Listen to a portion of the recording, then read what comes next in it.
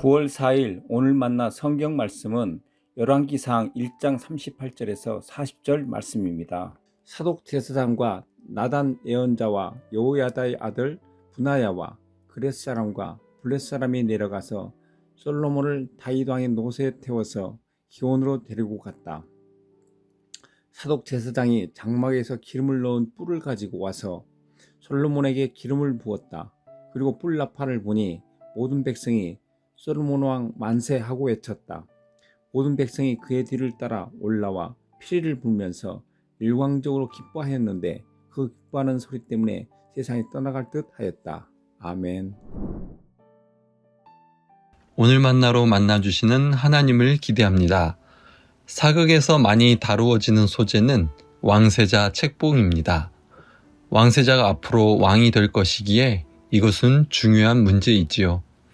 이것을 놓고 벌이는 권력 간의 대결이 흥미진진하게 펼쳐집니다. 여기에는 또 여러 가지 변수들이 발생하기도 하는데요. 대신들의 마음을 얻거나 백성들의 마음을 얻은 자가 왕이나 왕세자에게 도전하기도 합니다. 반역이지요. 이것은 좌절되기도 하고 때로는 어렵게 이루어지기도 합니다.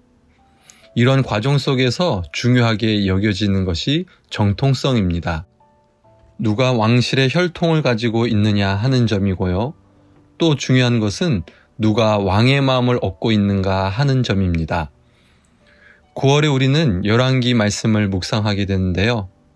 많은 왕이 등장하고 몰락하는 이야기를 보면 역사 사극을 보는 듯 합니다.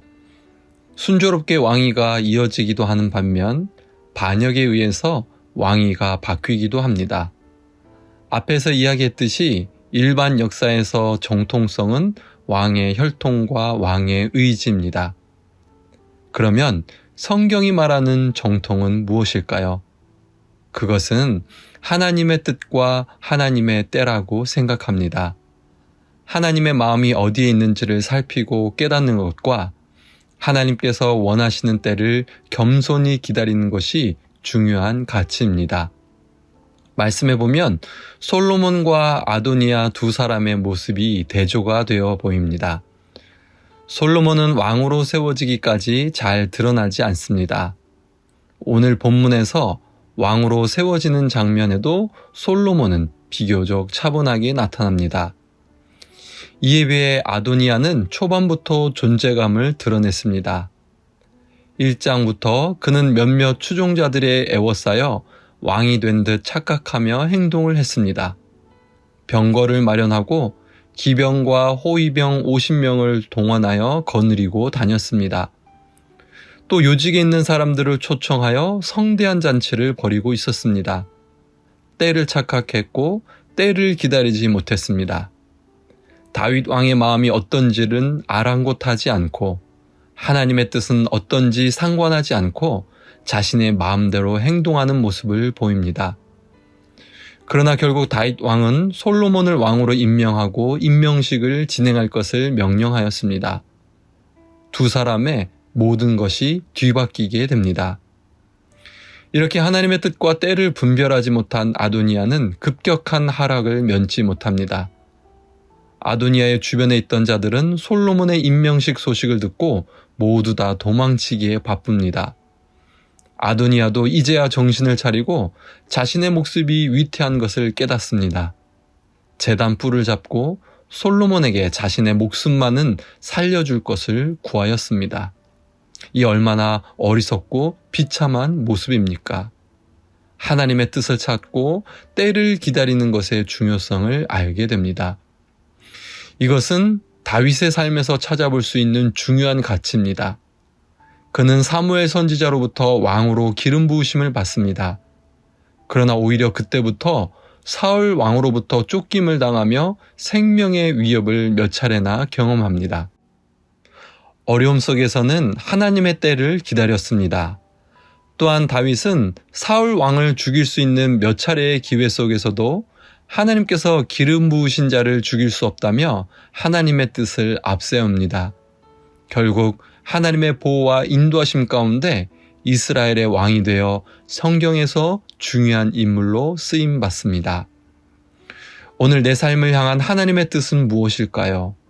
또한 내가 기다리거나 기대해야 하는 하나님의 때는 언제일까요? 각자 여러 가지 다른 모습으로 나타나겠지요. 그러나 모두가 하나님의 뜻과 때를 추구하고 분별함으로 하나님의 인정을 받는 노프트 사람들 되시길 간절히 소망합니다. 함께 기도하겠습니다. 하나님, 오늘 말씀을 통해서 솔로몬과 아도니아의 상반된 삶의 결과를 봅니다. 하나님의 뜻을 추구하고 분별하게 하시고 하나님의 때를 겸손하게 인내함으로 기다리게 하옵소서.